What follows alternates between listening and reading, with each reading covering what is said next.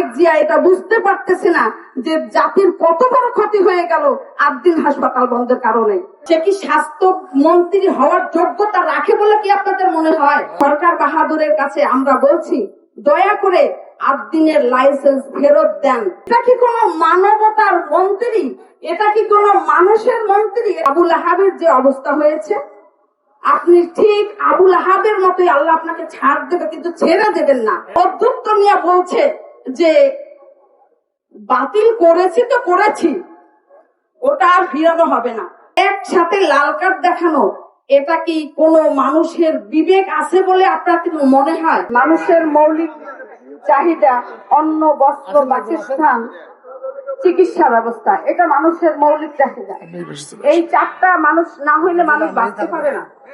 তো এই চারটার ভিতরে আমাদের সবকটাই শেষ করে দিয়েছেন আমাদের মাননীয় স্বাস্থ্যমন্ত্রী।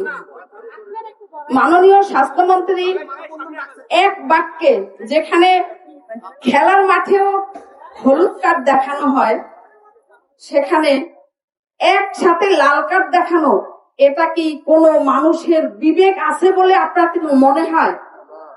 তার কি বিবেক আছে বলে কি আপনাদের মনে হয়? সে কি স্বাস্থ্য মন্ত্রী হওয়ার যোগ্যতা রাখে বলে কি আপনাদের মনে হয়? আমার তা মনে হয় না। সে যে ক্ষমতায় আসছে স্বাস্থ্য ব্যবস্থা নিয়ে, সে সেই স্বাস্থ্য মানুষের যে চারটা মৌলিক অধিকার, চারটাই সে হরণ করে নিয়েছে এক বাক্যে। এবং সে অধ্যক্ষ নিয়ে বলছে যে বাতিল করেছি তো করেছি, ওটা আর ফিরানো হবে না। এটা কি কোনো মানবতার মন্ত্রী? এটা কি কোনো মানুষের মন্ত্রী? এটা কি কোনো, এটা আপনার কি মনে হয়?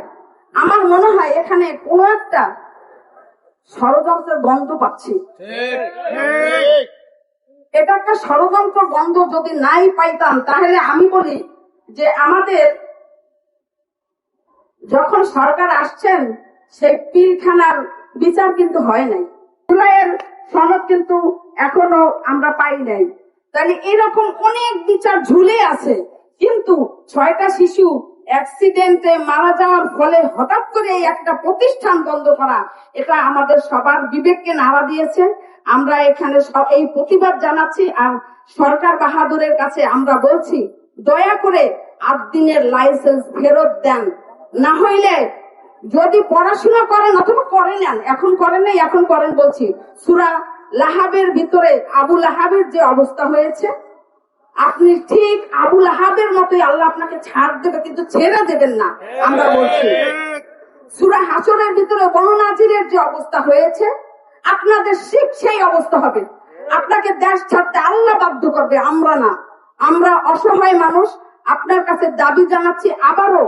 আমার মনে হয় এক ভাই বলে গেছে যে মহামান্য প্রধানমন্ত্রী হয়তো এই ঘটনা জানেই না, কারণ তার উদাসীনতা সবসময় আমরা লক্ষ্য করতেছি। তো হয়তো বা সেই উদাসীনতার ভিতর থেকেই তারেক জিয়া এটা বুঝতে পারতেছে না যে জাতির কত বড় ক্ষতি হয়ে গেল আদ্দিন হাসপাতাল বন্ধের কারণে। আমি বিস্তারিত ব্যাখ্যা করতে যাব না। আমি বিস্তারিত অনেক কিছু আপনারা শুনেছেন। আমি নিজেও সেখানে গ্রাহক, আমি নিজেও কর্মী। এতগুলি মানুষের অন্ন, বস্ত্র, ভাতের নিশ্চয়তা কেড়ে নিলেন। তার ঢাকা শহরে থাকতে হলে বাসা ভাড়া দিতে হয়, তাদের মাথা গোতার ঠাইটুকু কেড়ে নিলেন। তাহলে আপনারা মানুষের দায়িত্ব কেন নিলেন যদি পারবেন না? আপনার মনেই যদি এত বিষ ছিল যে আপনি সমস্ত গরিবদের পিছে মারবেন, তাইলে আপনি ক্ষমতায় আসছেন কেন? আপনার কাছে অনুরোধ করব, মহামান্য প্রধানমন্ত্রী এবং মহামান্য স্বাস্থ্যমন্ত্রী, আপনার কাছে অনুরোধ করি, গরিবদের হক কেড়ে নিবেন না। দয়া করে আপনারা লাইসেন্সটা ফিরিয়ে দিয়ে এতগুলি মানুষের ভাত কাপড়ের, পড়াশোনার নিশ্চয়তা নিশ্চিত করুন।